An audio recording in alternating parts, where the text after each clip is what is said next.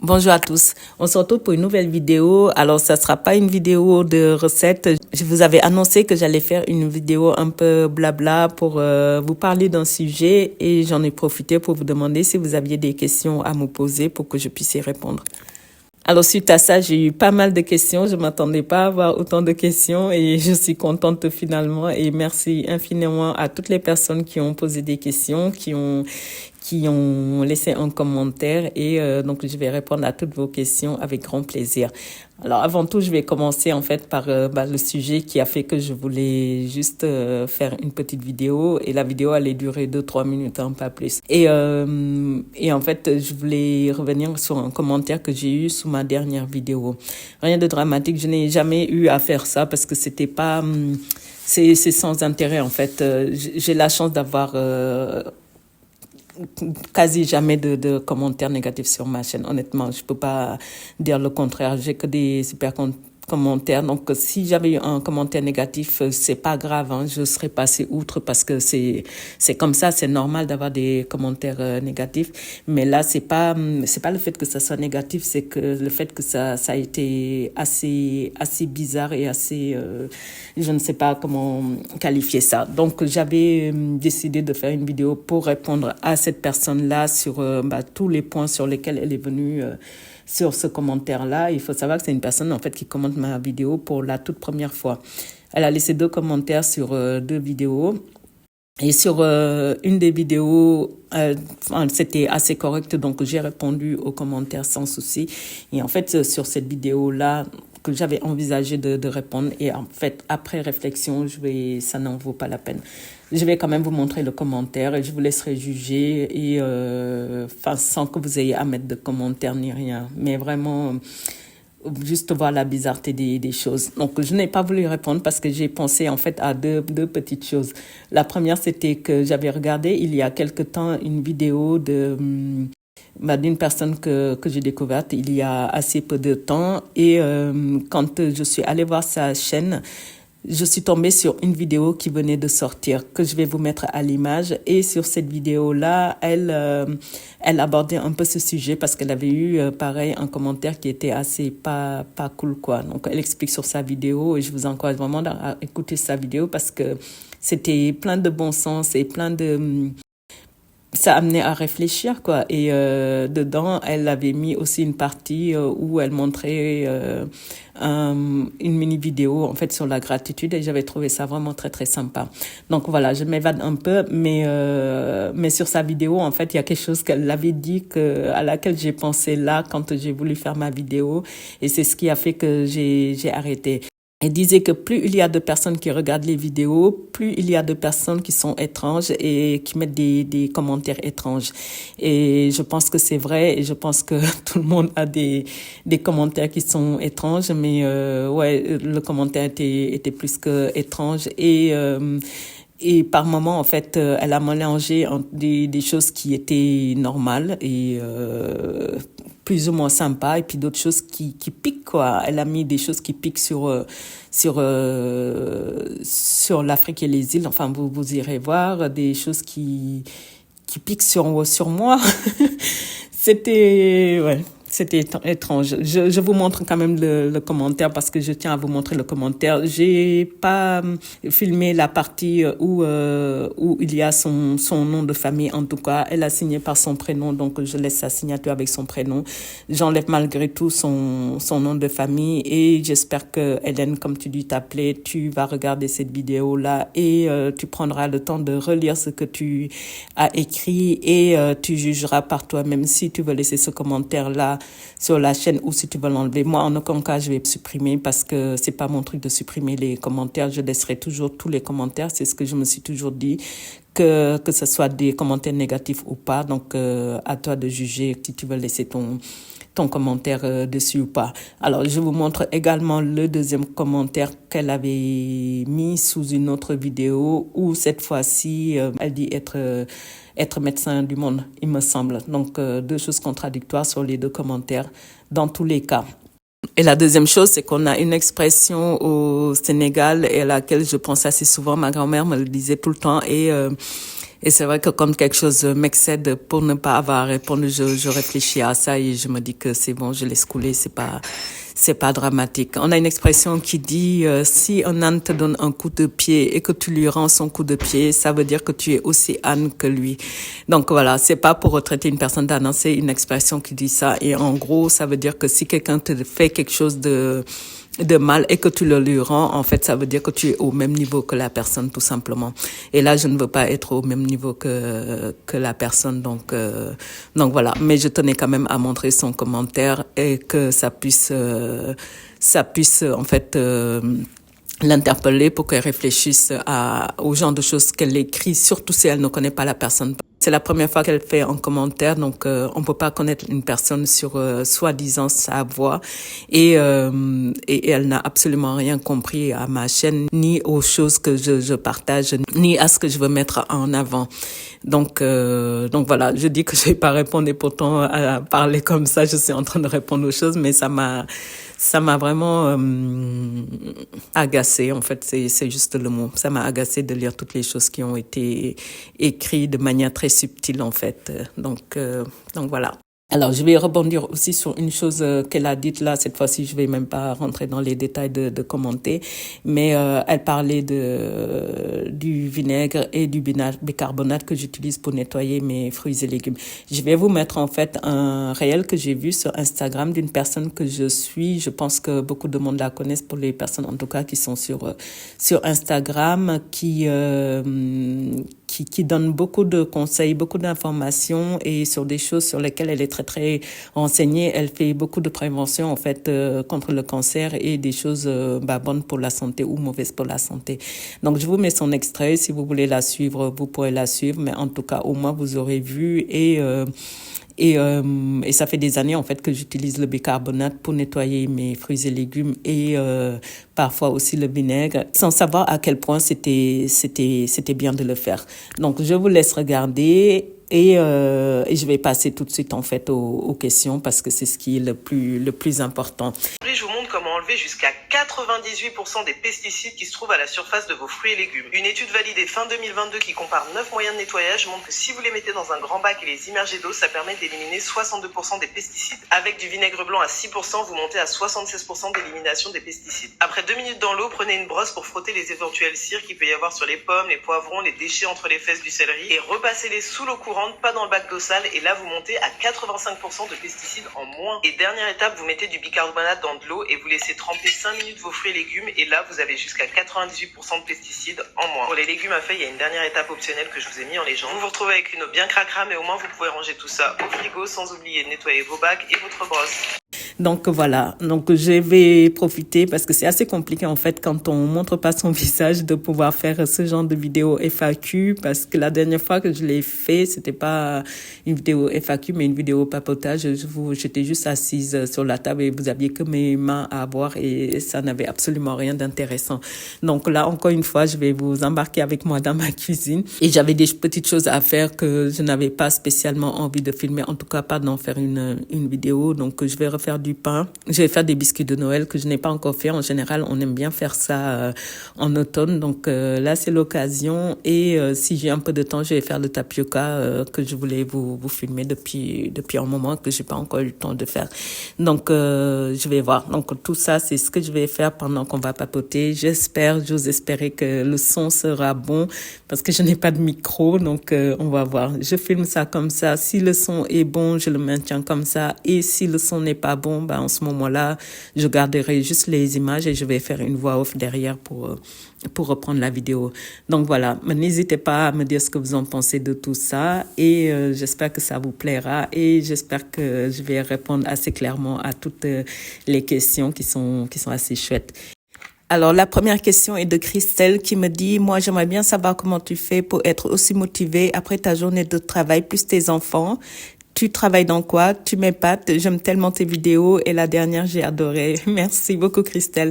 Alors, je vais déjà parler de la dernière vidéo avant de répondre aux questions. Alors, cette vidéo-là, elle a failli ne pas sortir. Elle m'a vraiment posé tellement de problèmes que je voulais juste faire un post, dire que je suis désolée, je n'allais pas poster la vidéo et attendre la semaine d'après parce que le montage était vraiment trop compliqué. Rien n'allait dessus, je ne comprenais pas ce qui n'allait pas et voilà. Mais il y a des jours comme ça où absolument rien ne va. C'est ce que je vous écrivais et c'était un jour comme ça. Et je suis vraiment contente que la vidéo vous ait plu finalement. Donc, pour revenir aux questions de Christelle qui me demande comment je fais pour être toujours aussi motivée. Alors, il faut savoir que quand il s'agit de cuisine, je suis toujours très motivée. Ça a toujours été et je pense que ça continuera toujours à être comme ça. En fait, c'est toujours un moment à moi. Généralement, je me retrouve seule dans la cuisine et en fait, c'est un moment à moi pour me retrouver, pour penser, réfléchir et cuisiner. En fait, donc la motivation, en fait, je vais pas la chercher loin encore parce que je l'ai toujours en moi. Alors, par contre, je dis toujours mes enfants et c'est vrai que vous devez penser que mes enfants sont petits alors que pas du tout. Ils sont tous les deux adultes. Ma fille a 24 ans et mon fils a 19 ans. Mais, il y a plus de charge mentale. En tout cas, en ce qui les concerne, ils sont adultes, savent faire les choses, peuvent faire des choses. Mais voilà, mais dans l'ensemble, c'est moi qui fais le plus souvent à manger à la maison. Donc c'est vrai que je dis tout le temps mes enfants, mais ils sont assez grands. Alors, tu me demandes, je travaille dans quoi? Je vais y revenir un peu plus tard parce que j'ai eu pas mal de questions à ce sujet-là et je vais développer ça un peu plus tard. Comme ça, je garde un peu de suspense pour tout à l'heure. Pour la question suivante, c'est coucou Farah. Ma question est, en dehors du budget alimentaire, comment tu gères le reste de tes dépenses? Comment tu peux faire pour économiser sur les autres charges? Alors, les dépenses, c'est vrai que je ne vous parle que de mes dépenses alimentaires et du non alimentaire parce que je pense même pas, je suis sûre que les dépenses non alimentaires sont plus faciles à gérer. Donc, mon budget global est de 300 euros que je divise et ça depuis de nombreuses années. Et j'ai 50 euros pour tout ce qui est non alimentaire et les 250 euros donc pour l'alimentation. Et pour ce qui est non alimentaire, en fait, j'achète assez souvent en grande quantité parce qu'il y a assez souvent des promos, que ce soit chez Auchan, chez Lidl ou peu importe. Et par exemple, l'année dernière, en janvier, j'avais acheté pas mal de gel douche parce que Lidl faisait une promo, Auchan également, et je pense que les autres supermarchés aussi. Et donc, j'avais acheté une assez grande quantité qui nous durerait au moins une année. Donc là, il me reste de quoi tenir au moins 3-4 mois encore. Donc voilà, c'était à moitié prix et dans ce cas-là, j'achète comme ça et c'est le cas aussi pour d'autres produits. Donc des fois, je me retrouve dans un mois où je n'ai absolument besoin de rien en non alimentaire et quand c'est le cas, en fait, je cumule les 50 euros et quand il faut les dépenser parce qu'il y a des promos en ce moment-là, je le fais. Donc c'est vrai que je ne stocke pas moi tout ce qui est alimentation, je ne cours pas après les promos, je n'achète pas grand-chose même pendant les promos parce que je préfère fonctionner comme ça. Mais dans l'autre sens, pour le non-alimentaire, c'est comme ça que je gère parce que c'est plus simple pour moi comme ça. Et donc faire des économies sur les charges. Alors, les charges, mis à part la téléphonie, alors quand je dis téléphonie, j'inclus les forfaits téléphone et j'inclus également l'internet. Donc c'est de comparer et changer d'opérateur. Alors pour la box, j'avoue que c'est vraiment pénible et je ne le fais pas toujours. Là, on a changé l'année dernière. Je pense pas que cette année on va changer parce que en général, la première année, on nous offre un montant qui est attractif, qui monte au fil des ans. Et si on veut faire des économies, en fait, sur ça, il faut tout simplement changer d'opérateur tous les ans pour essayer de baisser la facture. Et sauf que quand on change d'opérateur, on peut rester quelques jours sans avoir d'internet. C'est assez compliqué, surtout pour les gens qui font du télétravail. Et je me souviens quand je l'avais fait, c'était soit moi, soit ma fille qui était en télétravail, je me rappelais plus. Et en fait, on devait faire des partages de connexion à chaque fois avec notre téléphone portable et c'était vraiment pénible. On était resté plusieurs jours sans internet. Donc là, aujourd'hui, en tout cas pour l'instant cette année, j'ai pas envie de changer. Donc je reste comme ça. Et le prix n'est pas non plus exorbitant. Je suis chez Free et ça va, c'est gérable. Et par contre, pour la téléphonie mobile, ça, oui, ça, il faut changer assez régulièrement et même Et même, il faut le faire tous les ans. À moins d'avoir un forfait qui est fixe, qui ne bouge pas et que le montant soit figé. Ça, je ne l'ai pas encore. Mais il faudrait que je cherche ça et que je reste figé sur ça et ne pas avoir des tarifs qui montent. Donc oui, il faut pas hésiter à changer d'opérateur téléphonie. Sur le reste, c'est tout ce qui est assurance auto et habitation. Et pour les personnes qui sont propriétaires, assurance du crédit immobilier. Donc oui, ça, il faut aussi comparer. Il y a plusieurs comparateurs sur Internet. Il faut juste aller et essayer de voir là où vous pouvez payer le moins cher. Et pour tout ce qui est assurance auto et habitation, si j'ai un conseil à donner, il faut pas prendre une assurance parce que c'est juste pas cher. Il faut aussi que les garanties en fait soient bien et que vous soyez bien couvert le jour où vous avez un sinistre, parce que vouloir prendre moins cher demain avant un sinistre et vous retrouver dans une situation où vous devez avancer pas mal de fonds, c'est pas non plus la meilleure des choses. Donc voilà, mais tentez aussi au niveau des banques, hein, parce qu'on a toujours tendance à aller vers des assurances externes alors que votre banque peut vous proposer des fois des assurances qui sont suffisamment bien en termes de couverture et aussi en termes de montant. Donc, ne restez pas focalisé sur le montant uniquement, mais regardez bien toutes les lignes de la couverture que vous avez, c'est important. Alors, pour la question suivante, peux-tu nous parler un peu plus de ton potager? Alors, c'est Cécile qui demande ça. Alors, Cécile, il faut savoir que je ne vais pas assez souvent au potager. J'y vais même très, très rarement. À la base, c'est celui de ma sœur et son mari, de ma nièce et son mari. Et puis moi, je me suis greffée dessus, hein, parce que j'ai un tout petit bout de jardin. J'ai un jardin où je plante des tomates, des courgettes, aubergines. Vous voyez, ce genre de choses qui sont faciles à faire pousser et à gérer, tout simplement dans le potager. Et le reste, le plus gros, donc c'est au jardin familial en fait, comme on dit. Et donc c'est ma sœur et son mari qui y vont le plus, et ma nièce et son mari également. Moi, j'y vais de temps en temps, mais j'ai toujours ma part, même si j'y vais pas. Quand ils récoltent, on partage tout simplement.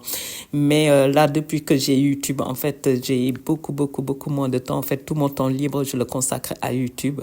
Et donc le potager, oui, je récolte.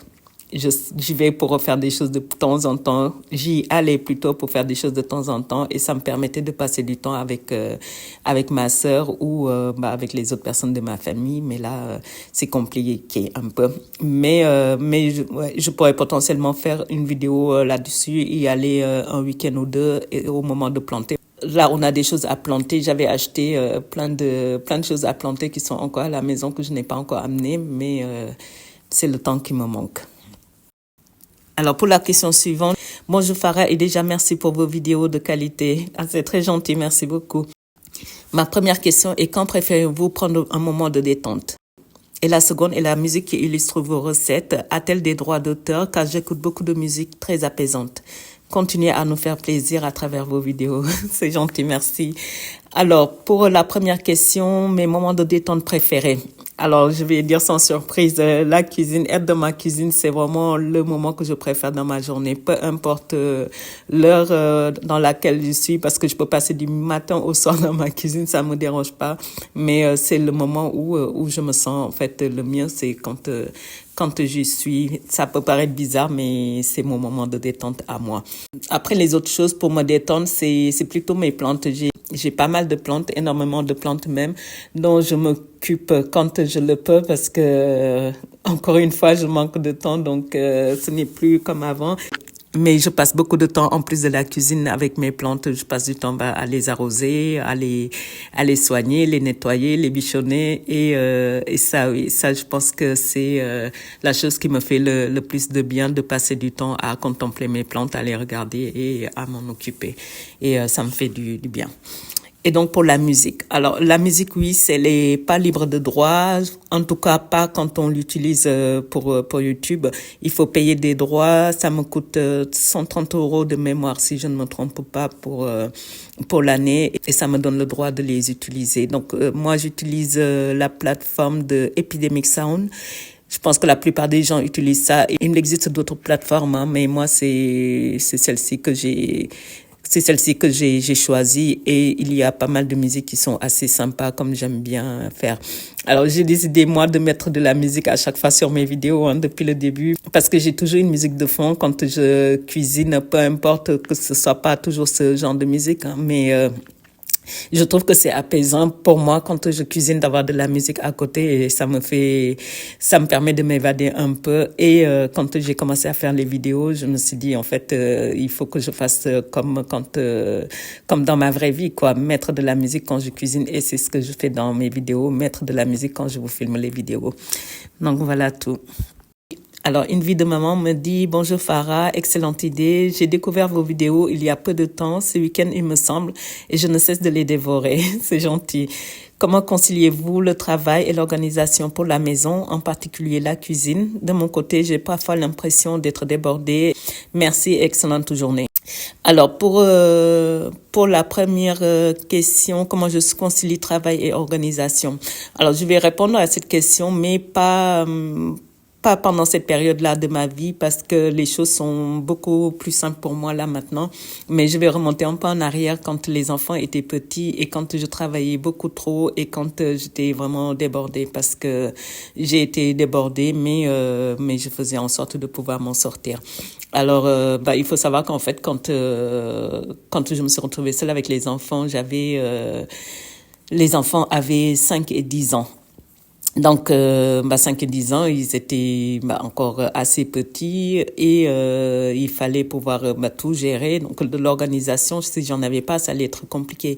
Mais l'organisation, en fait, ça s'acquiert au fil des années, parce que on était 4 et du jour au lendemain, on se retrouve à 3 et 3 avec des enfants qui sont pas autonomes. On cherche. Tout n'était pas parfait pour moi dès le départ, honnêtement. Même si dans ma vie, je pense être organisée, pas sur tout. Il y a des choses sur lesquelles je ne suis absolument pas organisée, mais ce sont pas des choses qui me mettent des freins pour pouvoir avancer. Vous voyez, là, ce qui était important, c'était de jouer mon rôle de maman et que les enfants ne se sentent pas non plus perdus ou en deuxième plan ou peu importe. Donc, en fait, quand c'est comme ça, on se retrouve seul. Il faut finalement porter les deux casquettes, jouer le rôle de maman, c'est-à-dire être présent et s'occuper des enfants physiquement, mais aussi les nourrir, quoi. Donc, en ce qui concerne la cuisine, oui, à l'époque, je cuisinais beaucoup, que je congelais et voilà, mes week-ends étaient principalement comme ça, c'était cuisiner, mettre de côté pour que dans la semaine, je sois plus sereine. Et à l'époque aussi, je travaillais le samedi, donc je n'avais que le dimanche pour pouvoir faire tout ce que j'avais à faire. Le samedi après-midi, je courais faire les courses quand j'avais besoin de faire les courses. Et le dimanche, c'était passer beaucoup de temps à cuisiner et à congeler. Donc, j'avais acheté un deuxième congélateur un peu plus tard. En fait, c'était pas c'était pas tout de suite au moment où je me suis retrouvée seule, c'était un peu plus tard. Donc, j'ai fini par acheter un congélateur, beaucoup de boîtes de conservation et je cuisinais, je mettais des parts individuelles et je mettais dans le congélateur. Comme ça, les enfants avaient tout de suite quelque chose à manger, surtout quand je rentrais tard et que eux, ils devaient manger avant que je rentre. Parce que j'ai aussi eu cette situation-là où les enfants, oui, devaient manger avant que je rentre pour que ça soit pas tard parce que encore une fois, je travaillais énormément et je rentrais très très tard. Et en ce qui concerne en fait l'organisation de la maison, ça tu l'as pas posé, mais je pense que c'est important. Là, en ce moment-là, les enfants faisaient, même s'ils étaient petits, pendant des années en fait, on a fonctionné comme ça où le dimanche, quand j'avais du temps, on faisait le ménage ensemble. Chacun avait un petit bout de quelque chose à faire, même si c'était minime, ne serait-ce qu'à ranger leur chambre ou faire des choses comme ça. Ça, on l'a fait pendant de très très très longues années et au fil des années en fait ça s'est un peu perdu. On fait le ménage maintenant un peu chaque jour et plus des grosses sessions de ménage comme on faisait avant. Donc voilà, mais c'est normal en fait au début d'être débordé ou de se sentir débordé, mais au fil des ans tu verras que tu vas mettre en place des petites choses qui te sembleront bien et qui feront que les choses seront plus fluides en fait. Alors, on m'a plusieurs fois posé ce type de questions et c'est vrai que les choses ont complètement changé pour nous, comme je vous disais, sur tout ce qui est organisation et la participation des enfants sur les tâches ménagères.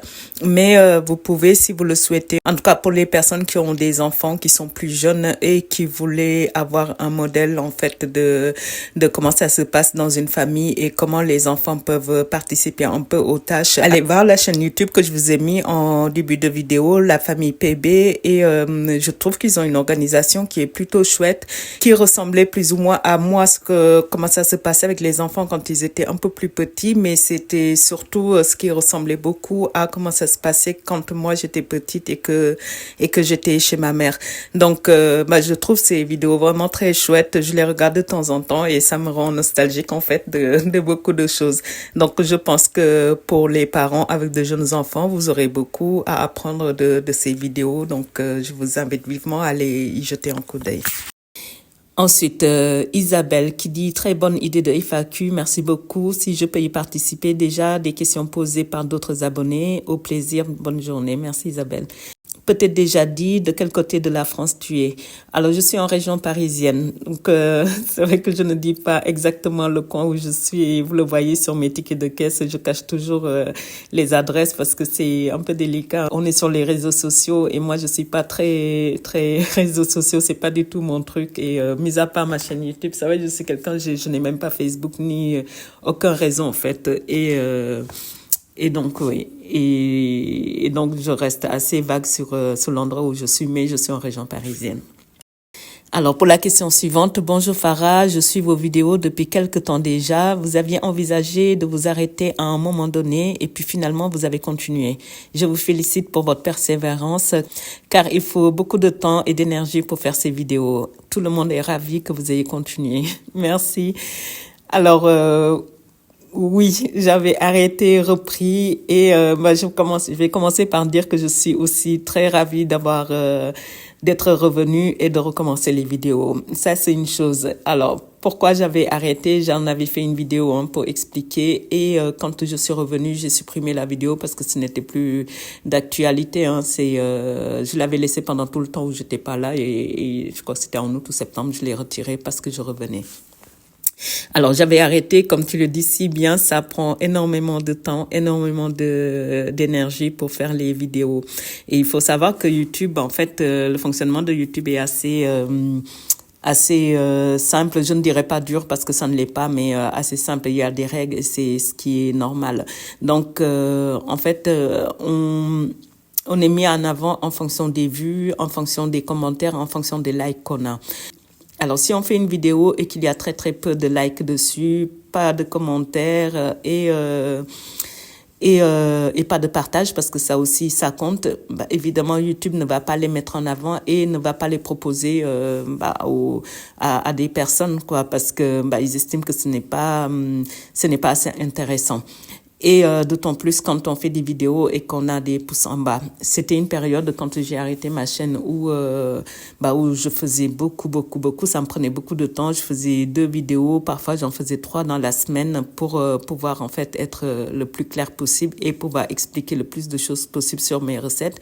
Et en fait, quand je sortais des vidéos, dans les premiers temps, j'avais tout le temps des pouces en bas en fait. Dès que ma vidéo sortait, j'avais des pouces en bas. Et d'autant plus sur les vidéos qui me prenaient le plus de temps. Donc, les pouces en bas, c'est normal. Hein. Tout le monde ne peut pas aimer. On est tous différents. On aime ou on n'aime pas. Il n'y a pas de souci.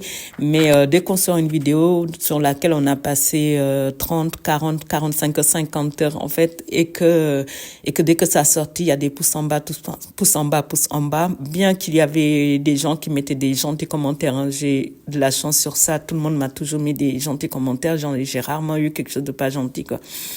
Et donc, même s'il y a les commentaires et si à côté, il y a des pouces en bas et pas suffisamment de likes sur mes vidéos, évidemment, YouTube ne les met pas en avant. Donc, je n'avais pas arrêté parce que je n'avais pas assez d'abonnés. Hein. C'était pas ça du tout parce qu'à l'époque, j'avais 3000 abonnés, ce qui était vraiment pas mal pour une chaîne qui avait 1 an. Mais ouais, j'étais découragée par tous les pouces en bas et encore plus découragée parce que mes vidéos n'avaient pas suffisamment de likes Et je faisais tout ça et en fait, j'avais très peu de vues, quoi. Vraiment très, très peu. Il y avait des vidéos qui avaient 200, 300, 500 vues, d'autres un peu plus, mais j'avais énormément de vidéos qui étaient en dessous de 1000 vues. Donc, je me disais autant de temps, autant d'énergie de perdu, je ne vois plus ma famille, je ne vois plus mes amis, je ne fais absolument rien. Mes week-ends sont consacrés à ça, mes soirées sont consacrées à ça. Et si derrière les gens estiment que c'est nul, en fait, pourquoi me casser la tête? Bien que je n'ai jamais eu de commentaires me disant que c'est nul, hein. Mais ce sont les statistiques qui font ça et c'est la réalité. Si une vidéo est mise en ligne et que les gens mettent un pouce en bas, ça veut dire aux yeux de YouTube que c'est nul. Si suffisamment de personnes ne mettent pas de like aux yeux de YouTube, ça veut dire que c'est nul. S'il n'y a pas d'interaction avec les commentaires, ça veut dire que c'est moyen et que, vous voyez. Donc c'était tout à fait normal que mes vidéos ne remontaient pas et donc voilà, dans ma dernière vidéo que j'avais faite avant de faire cette annonce là, je me suis dit je vais faire cette vidéo là, observer et voir et s'il y a encore des pouces en bas, suffisamment de pouces en bas et pas assez de likes, j'abandonne. Et ça a été le cas. Donc j'ai fait c'était une semaine dans mon assiette, il me semble que j'avais fait. Et pareil, dès que la vidéo est sortie, il y avait des pouces en bas, et je me suis dit, c'est fini. Donc, je me suis levée, c'était spontané, et j'ai fait une annonce pour dire que j'arrête ma chaîne parce que c'est plus possible. Donc voilà, et le pourquoi je suis revenue parce que finalement ça me manquait de faire les vidéos, parce qu'il y avait des personnes qui continuaient à m'envoyer des commentaires, pas pour me demander de revenir, mais juste pour prendre de mes nouvelles et me dire merci et me dire que les vidéos manquent, mais voilà, c'était dans ce sens-là. Et je m'étais dit que j'allais être sur les autres réseaux et finalement, je ne l'étais pas vraiment. J'ai vraiment pris du temps pour moi, du temps pour passer avec ma famille et mon entourage. Et finalement, je suis revenue parce que je me suis dit, malgré tout, il y avait quand même des personnes qui me suivaient et malgré tout, il y avait quand même des personnes qui aimaient ce que je faisais et malgré tout, mes vidéos pouvaient aider aussi certaines personnes. Donc me revoilà. Alors, Corinne qui me dit, bonjour Farah, très bonne idée. Petite question, est-ce que vos 2 enfants sont étudiants ou en activité professionnelle? Très bonne journée. Alors, ma fille rentre dans la vie active, elle vient juste de finir ses études-là et mon fils est encore étudiant. Alors, j'ai eu encore une autre question ou deux sur ça, leurs études. Donc, je vais développer un peu plus loin avec la prochaine question. Alors, Manuela qui dit, coucou Farah, je me demande si tu as transmis ce plaisir de cuisiner à tes enfants. Vous arrive-t-il de cuisiner tous ensemble? Bise. Alors, très bonne question, Manuela. Je vais dire oui et non. Alors, je vais commencer par le non et le pourquoi. Alors, le non, c'est que je travaillais trop. Ça, je pense que vous allez l'entendre assez souvent dans la vidéo, en tout cas quand ils étaient petits et en fait, j'avais très peu de temps pour cuisiner, donc je me dépêchais et je ne prenais pas toujours le temps de faire des choses sauf des petites choses lambda. Alors, ça veut pas dire qu'ils ne savent pas faire, qu'ils ne savent rien faire, hein. Ils savent faire des choses. Ils ne cuisinent pas autant que moi je cuisine parce que je monopolise, en fait, beaucoup trop la cuisine et, j'étais dans ce truc de rush où tout devait aller très, très vite et, quand les choses doivent aller très, très vite, avoir des enfants à côté et, prendre le temps de tout expliquer, c'était compliqué. Mais c'est une chose que je regrette. J'aurais dû passer beaucoup plus de temps en cuisine avec eux. Mais encore une fois, ils savent faire des petites choses et j'espère que quand ils partiront de la maison, ils cuisineront et qu'ils prendront plaisir à cuisiner. Alors pour la prochaine question, c'est la Kanobé qui me dit enfin. Alors moi, je veux savoir un peu plus sur ton identité de super-héroïne. En gros, si tu as une activité à côté de ta chaîne, ton âge, ta petite vie, sans trop en divulguer. Alors, est-ce que j'ai une identité de super-héroïne? Je ne pense pas, mais après, je ne sais pas trop ce que tu aimerais savoir sur mon identité. Après, peut-être un peu plus sur ma personnalité. Je ne sais pas, c'est un peu difficile de parler de soi. Après, je pense que je suis une personne assez calme, posée. Je m'assagis en tout cas au fil des années. Comme on dit, hein, plus on prend de l'âge, plus on s'assagit. Bien que j'ai toujours été sage, je pense. Et Et donc voilà, il y a absolument rien d'exceptionnel hein, dans ma vie. Je pense que j'ai une vie lambda comme un peu monsieur et madame tout le monde. Hein, donc rien d'exceptionnel vraiment.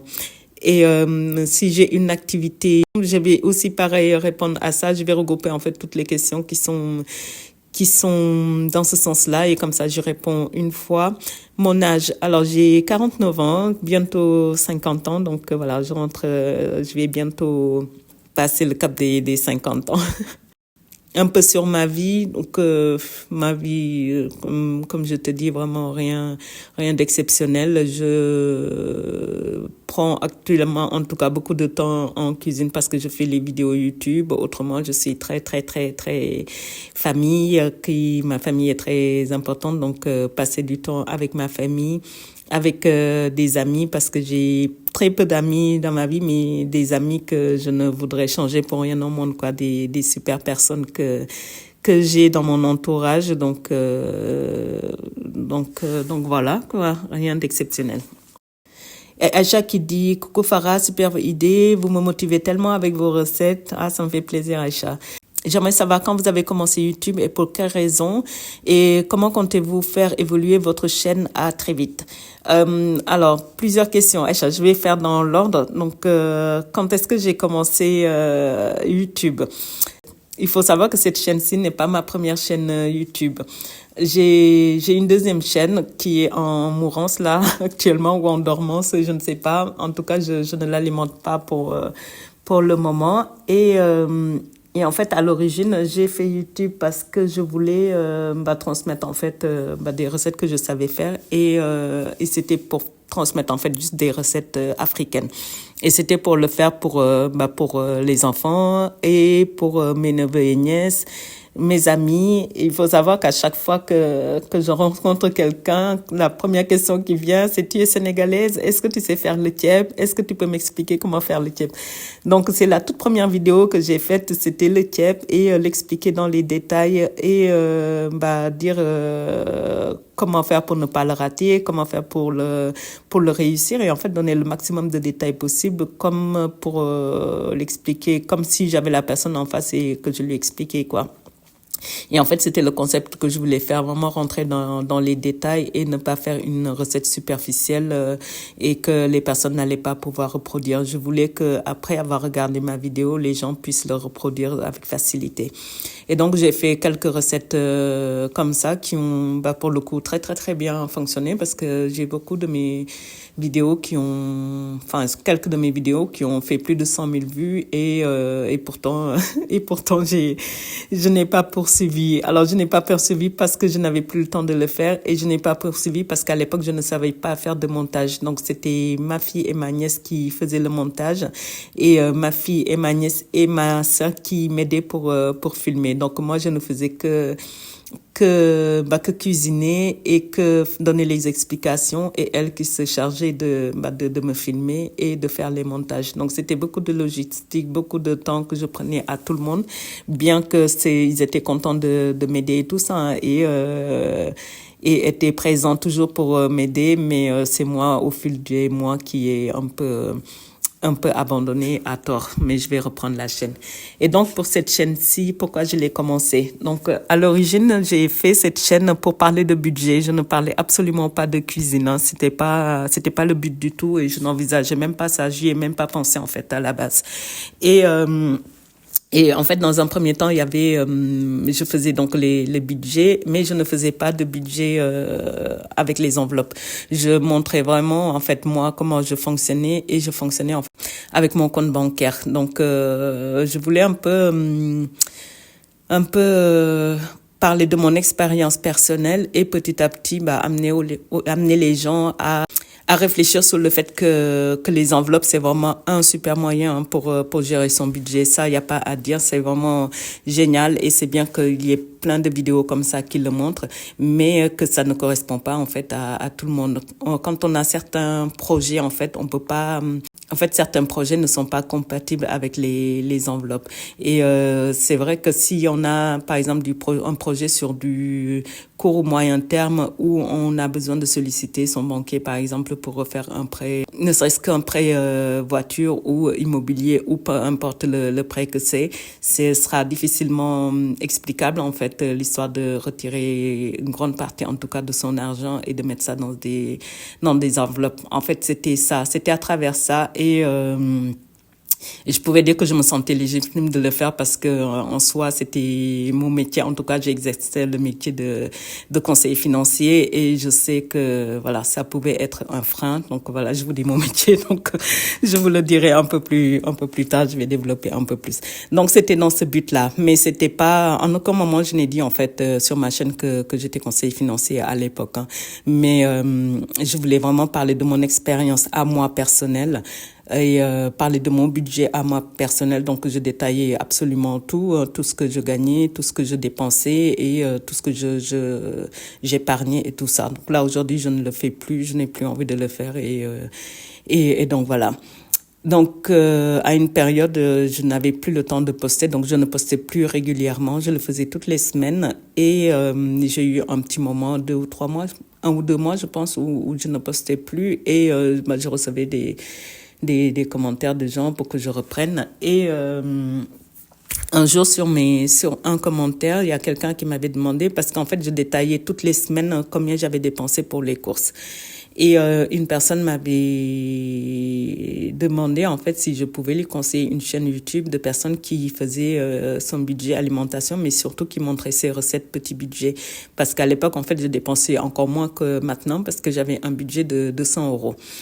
Et sur les 200 euros, en fait, il arrivait à me rester même de l'argent. Je ne dépensais pas toujours tout parce qu'on arrivait à gérer. Mais à l'époque, il n'y avait pas l'inflation, donc les choses étaient beaucoup plus simples que maintenant, évidemment. Et donc, comme je donnais toujours les montants, elle m'avait demandé ça et moi, en fait, finalement, je savais faire. Je savais gérer mon budget course, je savais cuisiner, je ne savais pas filmer et je ne savais pas faire de montage.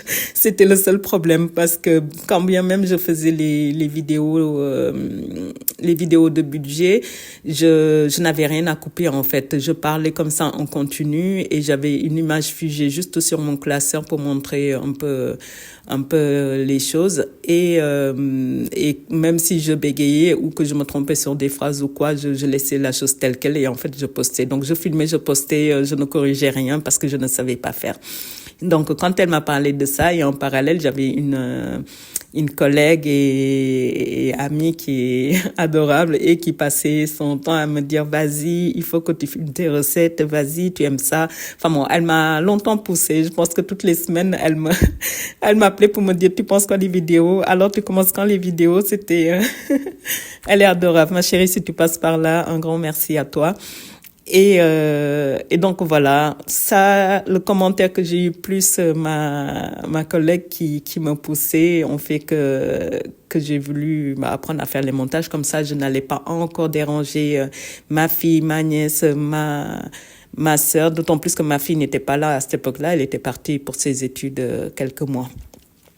Donc, j'ai passé 2 nuits entières à regarder les tutos, regarder comment ça se passe, regarder et tout ça. Et donc, j'ai fait ça. Et puis, je me suis lancée. J'ai créé une chaîne à l'époque où je voulais juste m'exercer. Donc, je me filmais et je filmais en fait beaucoup ma cuisine. Je faisais des recettes. Je montrais les moments où je m'occupais de mes plantes ou des choses comme ça. Et je les avais mis en ligne. Mais ça, je n'avais pas beaucoup d'abonnés à l'époque. Je devais avoir 20 abonnés, un truc comme ça. Mais c'était vraiment pour m'exercer et avoir un peu confiance en ce que je faisais, quoi. Donc, quand je me sentais à l'aise sur le montage, j'ai commencé à faire des recettes et j'ai montré une première fois. Et à la base, en fait, c'était juste pour montrer une fois de temps en temps et cumuler ça avec avec le budget, parce que mon but vraiment c'était de faire toute une série de vidéos sur le budget Et c'était vraiment aider et guider les gens dans leur budget et leurs économies ou peu importe. Donc voilà. Mais en aucun cas, j'allais pas parler de mon métier parce que je ne voulais ni influencer les gens ni être pointé du doigt ou peu importe quoi. Donc voilà. Donc les recettes devaient juste venir une fois de temps en temps et finalement je l'ai fait une fois, ça prenait énormément de temps et petit à petit en fait je ne pouvais pas ni gérer et le budget et les recettes, donc j'ai abandonné le budget et je me dis finalement en fait tant mieux que je l'ai fait parce que je pense que ces vidéos aussi en fait pourront plus aider que les vidéos que je pensais faire et pour lesquelles j'avais commencé ma chaîne. Donc voilà comment j'ai commencé avec YouTube. Et comment je compte faire évoluer ma chaîne. Alors ça, je n'en ai absolument aucune idée. Parce que quand j'ai commencé, en fait, je me suis dit, bah, je vais montrer tout ce que je sais faire comme recette. Et voilà, quoi, c'est fini. La chaîne restera ouverte et puis les gens pourront aller piocher si ça les intéresse et pourront peut-être être motivés à faire plus attention à leur budget alimentation. Et c'est vrai que pendant les premiers temps, quand je voyais de plus en plus de vues, de plus en plus d'abonnés, ça me donnait des angoisses, quoi, parce que je me disais, en fait, les gens me font confiance et s'abonnent. Et si demain, je n'ai plus rien à leur montrer, à leur préparer, à comment je vais faire, quoi, pour les motiver et comment je vais faire pour partir. Et ouais, ça me stressait un peu. Limite, à chaque abonnement, j'étais stressée. Et ça, c'est quelque chose qui m'arrive encore là maintenant, parce que j'en parlais avec Nanou, de la chaîne Nanou, Petit Prix, Petit Budget. Je vous ai déjà parlé d'elle. Et oui, je lui faisais part de ça, que plus j'ai d'abonnés, en fait, plus ça me stresse ça me stresse que mes vidéos ne plaisent pas à un moment ou que ça me stresse de faire je sais pas, quelque chose qui n'est pas bien, alors que pas du tout. Enfin, je vois bien sur vos commentaires que vous êtes, en tout cas, vous me soutenez, vous êtes content de ce que je vous présente et tout ça. Mais je pense que c'est humain, en fait. C'est l'être humain qui est comme ça, tout simplement. On fait les choses et on a un stress qui n'est pas justifié et ce n'est pas justifié. Donc, je ne sais pas, Aïcha, comment je vais faire évoluer ma chaîne, si ma chaîne va évoluer plus que ça. Je ne sais pas. Pour l'instant, c'est pas calculé. Pour l'instant, j'ai des projets et j'espère que ces projets-là pourront être compatibles avec YouTube. Donc, pour l'instant, je suis là, je continue. Et tant que j'ai des choses à vous montrer, à vous apprendre, à vous proposer, je continuerai à le faire avec plaisir. Alors, Budget and Life par Mimi, qui me dit coucou Mimi déjà.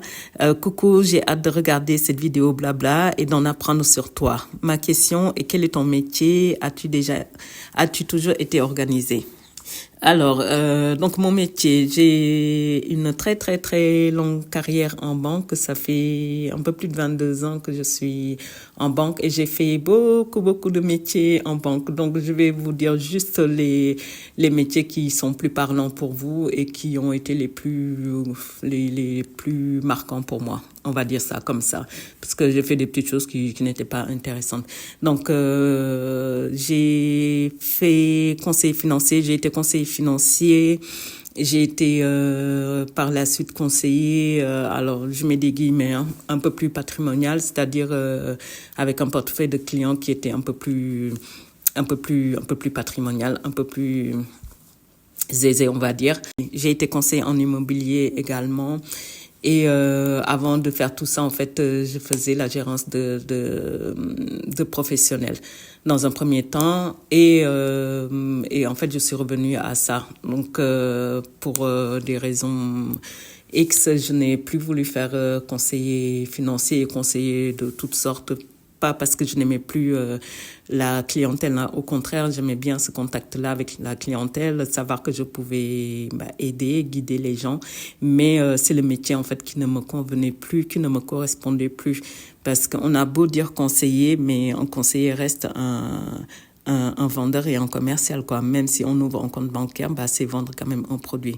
Et d'ailleurs, c'est ce que je disais quand je faisais mon budget, mes vidéos budget, je disais que j'étais commercial et c'était clairement ça, en fait. On est commercial et donc ça ne me plaisait plus parce que j'ai connu l'époque où on était vraiment des conseillers purs et durs et puis ça a changé petit à petit en commercial et ça ne me convenait plus. Donc, suite à ça, j'ai arrêté et toujours dans la banque, j'ai fait du middle et du back office et voilà, pour cette fois-ci dans la partie professionnelle à nouveau. Donc, ça, je parle de ça dans le passé parce que là, maintenant, je suis en reconversion professionnelle pour faire un CAP de cuisine. Donc, j'abandonne le monde bancaire pour me retrouver dans le monde de la cuisine et j'abandonne tout. Donc, j'ai plus envie de parler de budget comme je n'ai plus envie de continuer dans la banque. Alors, pour la question suivante, coucou Farah, chouette FAQ, où on voit ton visage? Pas du tout, Carole. Alors ça, je suis tellement pas prête à ce qu'on voit mon visage. Je suis pas du tout à l'aise, en fait, devant une caméra, ni même à l'aise pour qu'on me prenne en photo. Donc, c'est assez compliqué. Alors, Carole me dit, vous aviez posté une photo de vous sur Instagram, vous êtes si jolie. Sinon, trêve de plaisanterie. Comment vous faites pour avoir autant d'imagination en cuisine? Bonne journée, Farah. Merci beaucoup, Carole, pour tout. Alors oui, effectivement, j'avais mis une photo sur Instagram parce qu'à un moment, je me suis dit, c'est quand même plus sympa que les gens puissent mettre un visage tout simplement sur une voix. Après, moi, quand je suis des gens sur YouTube, si je me fais la même réflexion, hein, j'aimerais bien savoir à quoi ressemble la personne et tout, mais ce n'est pas évident. Je me sens pas à l'aise. Après, il faut savoir que moi, je suis pas du tout sur les réseaux sociaux. Je suis absolument nulle part. J'ai ni Facebook, ni Instagram, mis à part pour ma chaîne, ni rien, quoi. Je n'ai rien parce que ça ne m'a jamais plu, en fait, de mettre mon image sur les réseaux sociaux. Donc, mais bon, on sait jamais, hein, dans la vie. Peut-être qu'un jour, je me sentirai suffisamment à l'aise pour me montrer sur YouTube, mais pour l'instant, non.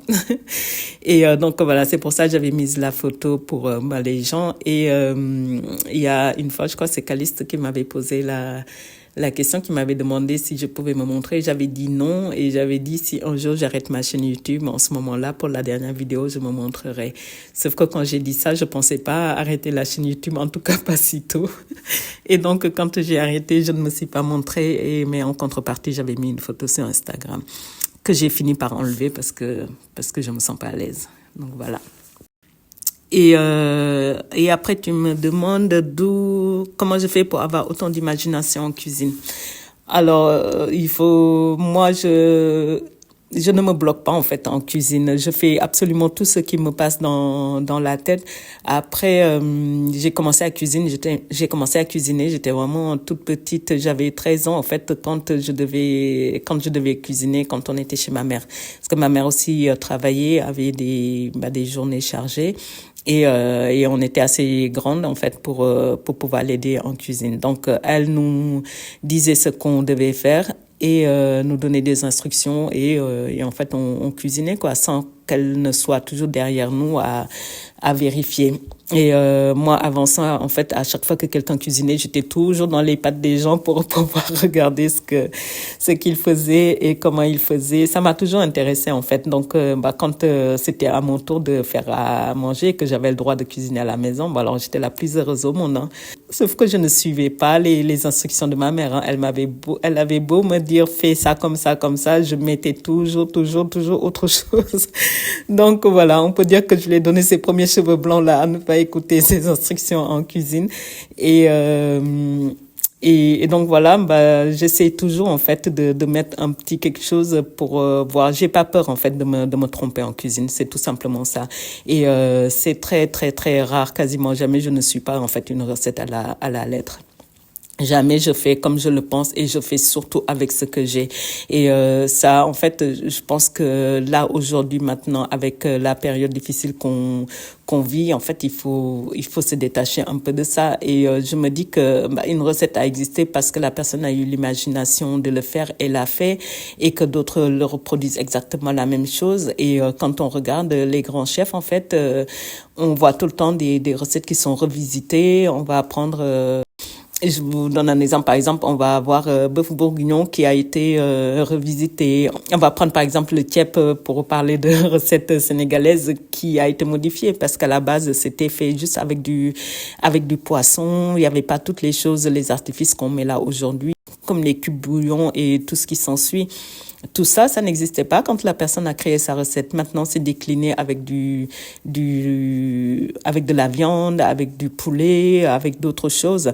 Et c'est pareil, je pense, dans chaque pays, dans chaque continent, il y a des recettes qui ont existé parce qu'une personne les a imaginées et que d'autres les reproduisent à la lettre et que d'autres les déclinent et disent que c'est revisité. Donc, alors moi, voilà, les choses sont revisitées dans ma tête en permanence, donc je fais, je fais comme ça et je fais en sorte que ça ne soit pas exorbitant ce que je fais.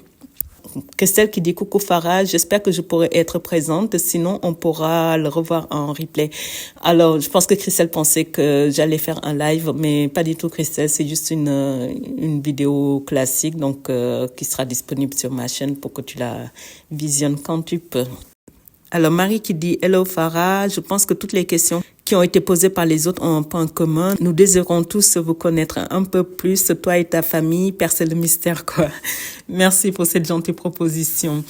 Alors, oui, je ne sais pas si je suis mystérieuse. Je ne pense pas être mystérieuse. En tout cas, c'est vrai que je parais très sérieuse sur mes vidéos à chaque fois parce que je vais juste à l'essentiel. Et ouais, je vais juste à l'essentiel. Je ne parle pas d'autre chose. Je sais pas. Mais je sais pas. Je pense que je suis une personne un peu réservée, un peu timide, peut-être, un peu. Et ça se ressent peut-être sur mes vidéos, je sais pas, mais ouais, encore une fois, je suis vraiment une personne lambda comme tout le monde, mais rien d'exceptionnel en moi. Stéphanie qui dit bonjour, je serais curieuse de savoir comment tu es arrivée à une aussi grande rigueur. Comment as-tu fait pour t'organiser si proprement? Si tu as des astuces pour démarrer une alimentation saine et peu coûteuse, donner des astuces achats qui servent à vie comme une cocotte. Les affaires indispensables dans une cuisine pour débutants.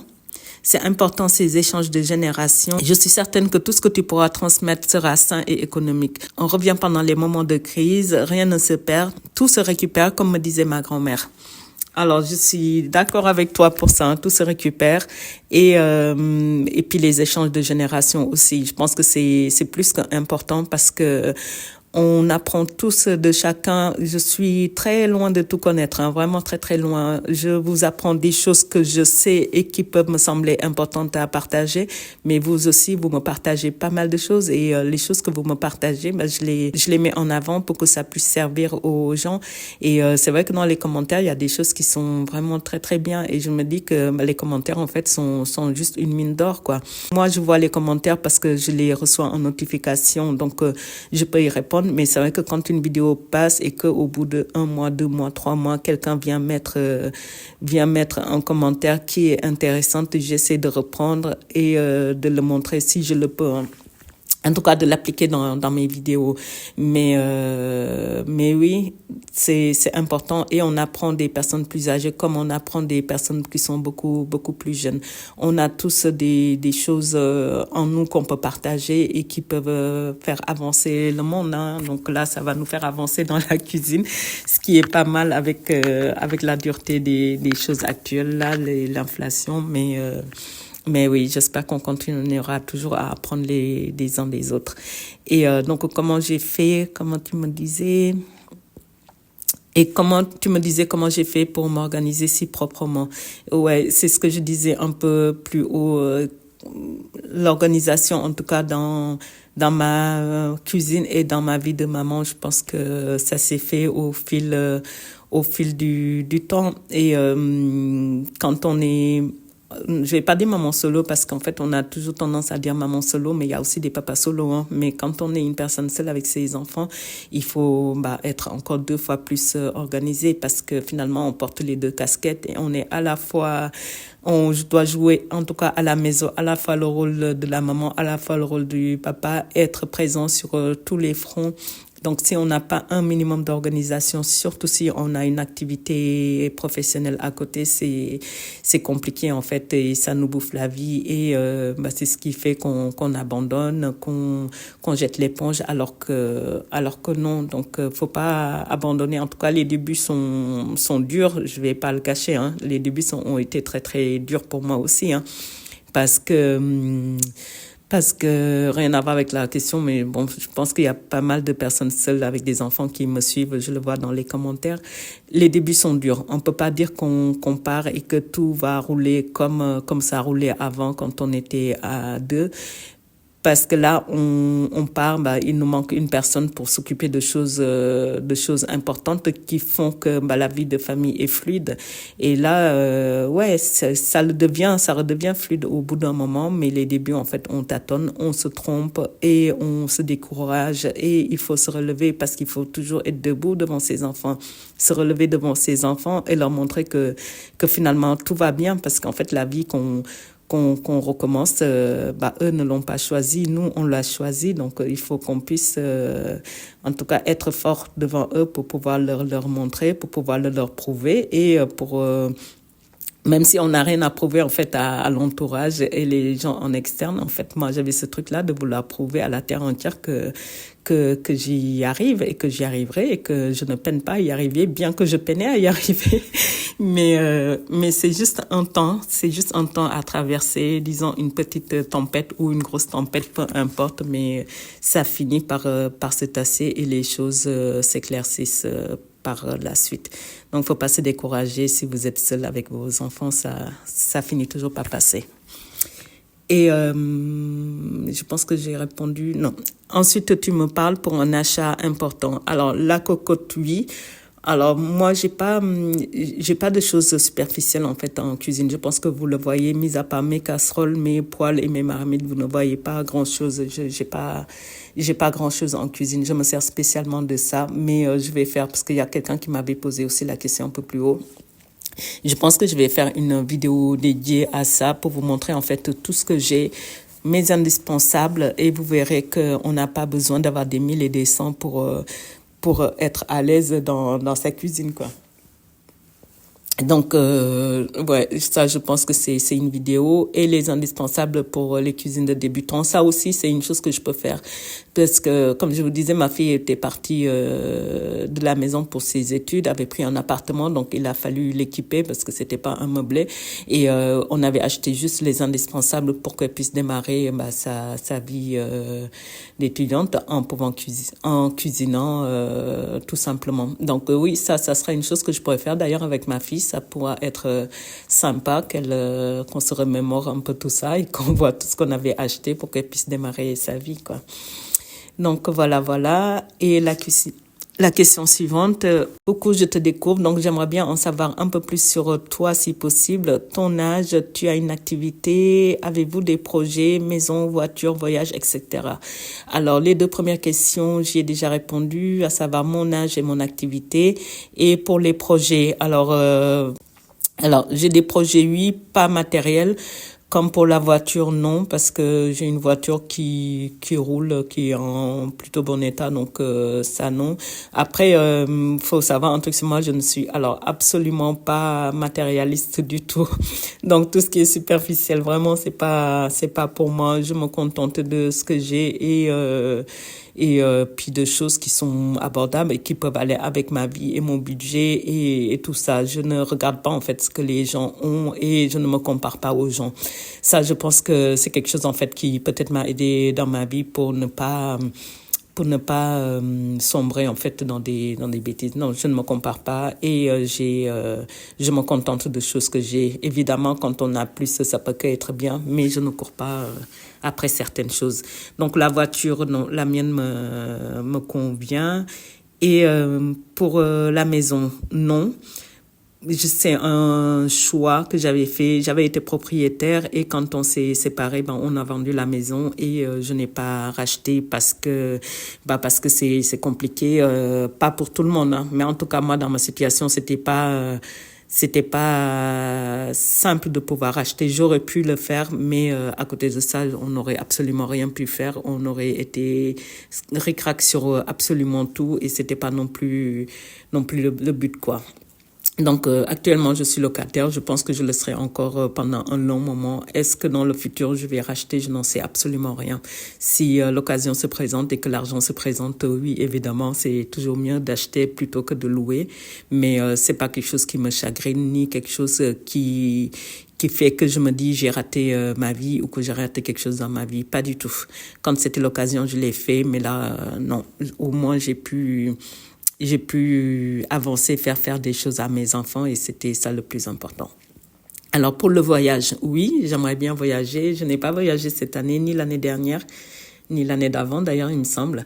En tout cas, rien en dehors de la France. Et j'aimerais bien, on se disait ça avec mes sœurs, ne serait-ce que pouvoir faire un voyage entre sœurs. Ou alors, j'aimerais faire un voyage avec mes enfants parce que ça fait très longtemps que je ne l'ai pas fait. On prévoit un voyage avec une amie aussi et on en parle depuis un très très long moment et ça pareil mais par contre pour mes 50 ans j'aurais aimé pouvoir partir et faire un voyage pour mes 50 ans parce que ça fait 2-3 ans que je me dis ça et que ça fait 2-3 ans que je n'ai pas préparé le voyage suffisamment tôt et donc voilà parce qu'il y avait d'autres choses qui étaient beaucoup plus importantes que de penser voyage. Donc si ça se fait pas pour mes 50 ans, ça se fera pour mes 51, 52, voire 55 ans, je ne sais pas. Ou peut-être ça se fera jamais, mais si l'occasion se présente, oui, j'aurais aimé pouvoir faire ça. Alors, pour la question suivante, je suis intéressée pour savoir quel équipement vous avez pour cuisiner. Je vois beaucoup de boîtes de conservation, de torchons. J'aime beaucoup vos vidéos aussi utiles. Merci beaucoup, c'est très gentil. Alors, des fois, il n'y a pas de nom, hein, c'est juste des pseudos, c'est pour ça que je ne le dis pas, mais merci beaucoup. Alors, l'équipement, c'est ce que je disais un peu plus haut. Je vais faire une vidéo et assez rapidement, comme ça pourra certainement servir. Pour les boîtes de conservation, j'en ai beaucoup. J'en ai beaucoup, et ce sont des choses que j'ai achetées au fil du temps. Hein. C'est pas, j'ai pas tout acheté en un seul bloc. Donc, ça, pareil, quand je vais faire la vidéo, j'en parlerai de ça et je vous montrerai en fait tout ce que j'avais avant pendant les années là, dépassées et puis maintenant. Alors, la question suivante, comment as-tu fait pour transmettre la valeur de l'argent à tes enfants? Alors ça, c'est une très, très bonne question. Et c'était une vidéo, en fait, que j'avais projeté de faire avant quand je faisais le budget. On me l'avait demandé plusieurs fois et j'ai dû promettre 3-4 fois que j'allais la faire. Et finalement, je suis passée aux recettes et j'ai abandonné. Alors, il faut savoir que moi, j'ai pas de tabou sur l'argent avec mes enfants. Je leur dis absolument tout. Je leur dis quand j'ai suffisamment. Je leur dis quand il y a des mois où c'est serré. Je leur dis absolument tout ce que je paye. Ils savent combien je gagne, combien je dépense sur les courses, combien je dépense sur les factures. Et oui, je pense qu'avec ces enfants, il faut peut-être aborder ça de façon plus libre. Pas parce que vous voulez les frustrer, parce que vous n'avez pas ou que vous avez trop, peu importe. Mais moi, je me dis que ça ne peut que les guider. Parce que quand ils ont 10, 12, 15 ans, ils n'ont pas tellement la notion de l'argent, les valeurs des choses. Et de leur dire que voilà, je gagne tant, si tu enlèves tant de mon loyer, tant de l'eau, l'électricité, le gaz, peu importe, il me reste tant à la fin du mois. Et en fait, dans ce temps-là, il faut qu'on puisse manger, il faut qu'on puisse s'habiller, il faut qu'on puisse avoir un minimum de loisirs si on a besoin de loisirs. Donc, comment faire, mis à part épargner pour préparer un tel projet. Si demain la voiture nous lâche, il faudra qu'on puisse mettre tant de côté pour pouvoir y remédier. En fait, voilà, je pense qu'il faut juste le leur dire et assez souvent pour que ça soit ancré en eux, pour que demain, quand ils seront dans la vie active ou qu'ils seront chez eux, ils puissent déjà envisager ça et avoir un peu de recul et se dire que ok, ça se passait comme ça pour mes parents et je sais que je dois m'attendre à ce genre de choses. Qu'ils aient un plus gros salaire ou un plus petit salaire, mais voilà, essayer de se projeter et savoir en fait ce qui les attend tout simplement dans la vie. Surtout que je pense que pour nos enfants, ça sera encore plus compliqué pour que nous, ce qu'on avait vécu en arrière pour les personnes qui ont mon âge ou plus. Hein. Alors après, j'ai donné de l'argent de poche à mes enfants et suffisamment tôt. Moi, j'ai commencé par ma fille comme elle avait 5 ans de plus que son frère. Et j'avais commencé quand elle avait 10 ans. J'avais commencé par lui donner 30 euros. À ses 12 ans, j'étais montée à 50 euros. Je pense que c'était à ses 12 ans, mais en tout cas quand elle était toujours au collège. Et elle avait eu sa première carte quand elle avait 12 ans. Vous savez, c'est le système de cartes qui sont très répandus là maintenant aujourd'hui. À l'époque, ça ne l'était pas trop, c'était il y a 12 ans en arrière. Hein. Et je lui mettais de l'argent en fait sur sa carte pour qu'elle puisse gérer en fait avec sa carte. Donc quand elle avait besoin de retirer, je l'accompagnais pour qu'elle fasse son code elle-même et retire elle-même et faisait ses achats. Donc je pense que quand vous avez des enfants qui sont tout jeunes et que vous leur dites je n'ai pas d'argent, vous avez dû souvent entendre mais oui mais tu peux mettre ta carte. Donc ça aussi je l'ai entendu avec mes enfants. Donc j'avais instauré ça, l'histoire de l'argent de poche et avec l'argent de poche, en fait, ils devaient s'acheter absolument tout ce dont ils avaient besoin, y inclut les vêtements. Donc, je n'achetais plus de vêtements sauf occasionnellement pour leur faire plaisir. Mais ça, c'était ça. Fallait qu'ils gèrent. Et de cette manière-là, en fait, ça leur permettait de pouvoir réfléchir, en fait, à l'argent et de pouvoir faire les bons choix. Donc, c'est-à-dire que s'il y avait quelque chose qui leur faisait plaisir et qui était assez coûteux et s'ils n'avaient pas d'argent, ils avaient le choix de se dire que j'achète autre chose ou alors je mets mon argent de poche de côté et d'ici 2-3 mois, je pourrais me le payer.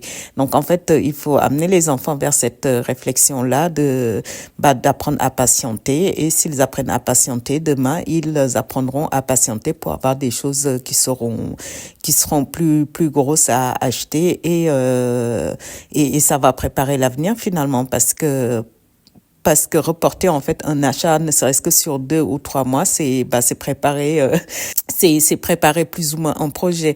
Vous voyez, donc ouais, je pense que c'est important en fait d'avoir un bon rapport à l'argent avec ses enfants et ne pas être fermé par rapport à ça parce que tout ce que vous leur apprenez là aujourd'hui, ça leur servira pour demain.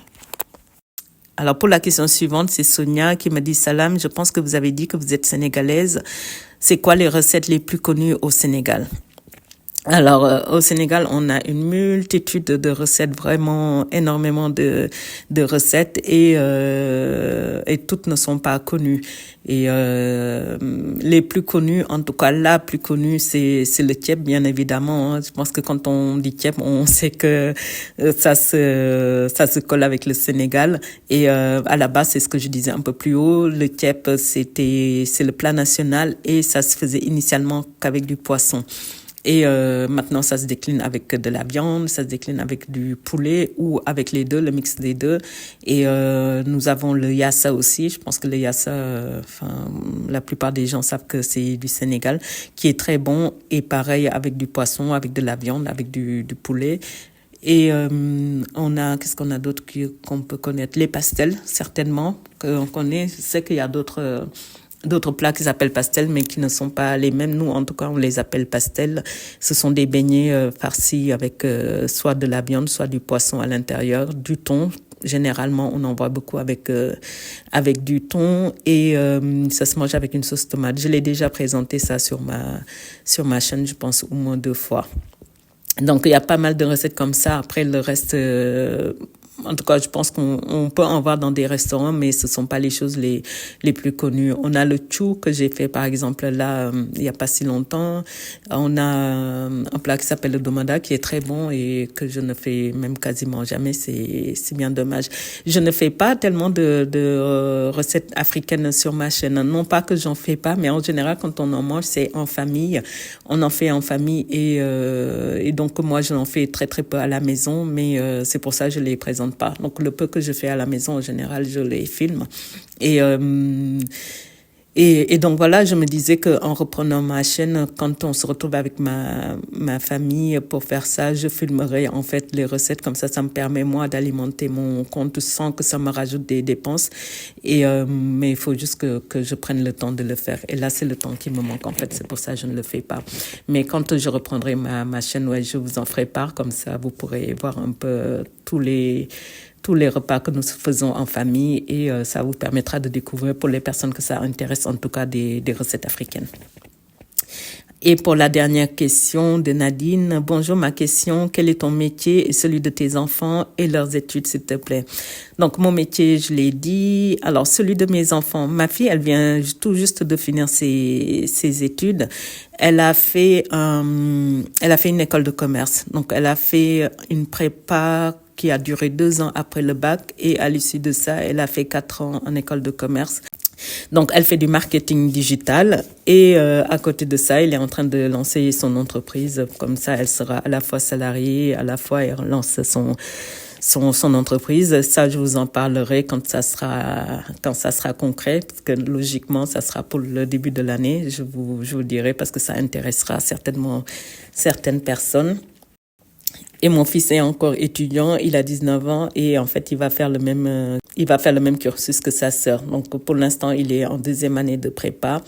Et suite à ça, il va faire aussi les 4 ans d'école de commerce également. Donc, lui, pour l'instant, ne sait pas encore ce qu'il va faire comme métier. Il a le temps de choisir. Donc voilà. Je pense que j'ai répondu à toutes les questions. Je n'ai oublié personne. J'ai été vraiment dans l'ordre. Donc là, alors j'espère que j'ai été claire dans mes réponses et que j'ai pu répondre à toutes les questions que vous vous posiez.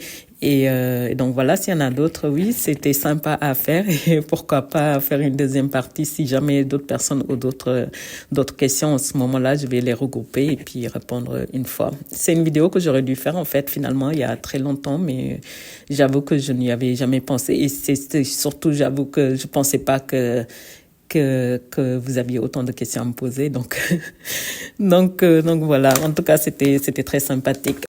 Alors moi, j'avais noté 2 ou 3 choses que je voulais juste dire pour ne pas les oublier.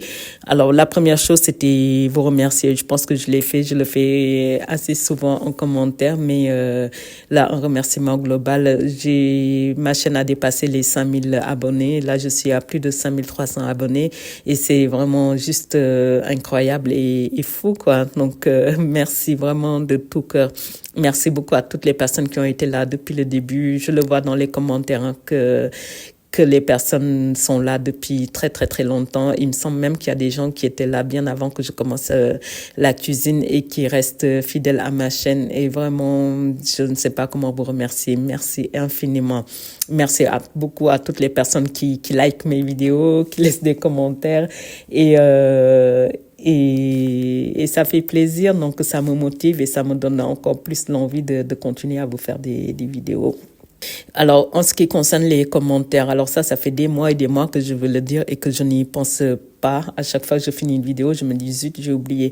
Alors, quand vous faites les commentaires, je reçois toujours une notification pour un commentaire dans l'ensemble. Donc, des fois, ça peut arriver que j'en reçois pas, auquel cas je ne les vois pas, mais c'est surtout les réponses aux commentaires. Alors, je reçois, je vais dire, 50% des réponses aux commentaires. Donc, quand je les reçois, j'y réponds tout de suite, mais il y a énormément de choses que je ne reçois pas. Donc, quand il y a une chose importante que vous voulez me dire ou que vous attendez une réponse, n'hésitez pas à faire en fait un commentaire, un vrai commentaire en fait, au lieu de répondre à un commentaire. Parce que je ne retourne pas en général sur les vidéos pour lire les commentaires. Quand je le fais, que j'envoie, je réponds tout de suite. Mais en général, une fois que j'ai posté la vidéo, le lendemain, je n'y vais plus, quoi, parce que je suis occupée sur la nouvelle vidéo à venir. Donc voilà, toutes les questions auxquelles j'ai pas répondu, c'est vraiment parce que je ne les ai pas vues. Donc voilà, et je m'en excuse si c'est le cas pour vous. Donc ça, c'est juste ce que je voulais dire et vous dire si vous avez des idées de vidéos que vous aimeriez que je filme, parce que je n'ai jamais eu personne qui m'a fait la réflexion. Ça, c'est moi qui me le fais, me dire que est-ce que ma chaîne n'est pas très monotone en fait, de toujours faire toutes les semaines exactement la même chose. Donc faut pas hésiter à me dire. Après, je pense que vous commencez à me connaître, je suis très à l'écoute. Quand vous me dites quelque chose, en général, je l'applique. Quand il y a une chose qui va pas, j'essaie de corriger. Mais ouais, si vous ne me dites pas, je ne sais pas. Donc, faut pas hésiter. Évidemment, toujours dans la bienveillance. Hein. Je pense que tout le monde est très bienveillant sur ma chaîne. Il y a pas de souci. Mais quand il y a quelque chose qui va pas sur ma vidéo, honnêtement, faut pas hésiter à me le dire. Et moi, ça me permet juste d'avancer dans le bon sens et de faire avancer ma chaîne. C'est toujours mieux que d'avoir des pouces en bas sans que je sache, parce que si on me met des pouces en bas et que derrière on m'explique pas le pourquoi, je peux pas savoir et les choses ne pourront pas avancer. Là, par exemple, c'était la semaine dernière, je pense. Il y a quelqu'un qui m'a envoyé un commentaire pour me dire je me désabonne de ta chaîne parce que je n'aime pas tes shorts. Ok, je suis ok avec ça, il n'y a pas de souci. Et honnêtement, j'étais contente qu'elle puisse me le dire, comme ça au moins je sais pourquoi elle est partie. Et je suis surtout contente qu'elle soit partie parce que il y a des personnes à qui ça ne plaît pas et qui restent et qui mettent des pouces en bas et c'est pas cool quoi pour la chaîne. Donc oui, donc j'étais contente que cette personne me l'ait dit déjà de un et que cette personne soit partie plutôt que de rester et de mettre des pouces en bas. Donc si vous avez des idées, des choses qui peuvent faire avancer ma chaîne, honnêtement, je suis preneuse, dites-le moi et je prends en compte tout ça. Donc voilà, bah écoutez, vidéo très longue, hein, cette fois-ci, je vais pas vous le redire parce que vous l'aurez compris, je suis toujours gênée d'avoir des vidéos qui sont beaucoup trop longues, même si vous me dites le contraire que ce n'est pas grave, que ça vous plaît quand même, mais je sais pas, c'est quelque chose qui me frustre, donc j'essaie de faire en sorte de ne pas dépasser un certain timing. Mais là, il y avait énormément de questions, de toute façon, je n'avais pas d'autre choix que de répondre à tout le monde et c'était l'occasion de papoter, chose que je ne fais pas quand je vous présente mes autres vidéos de cuisine. Donc voilà, bah écoutez, merci beaucoup d'avoir regardé la vidéo jusque-là et pensez à liker, à commenter et à partager. Et je vous fais à tous plein de bisous et je vous dis à très bientôt. Bye!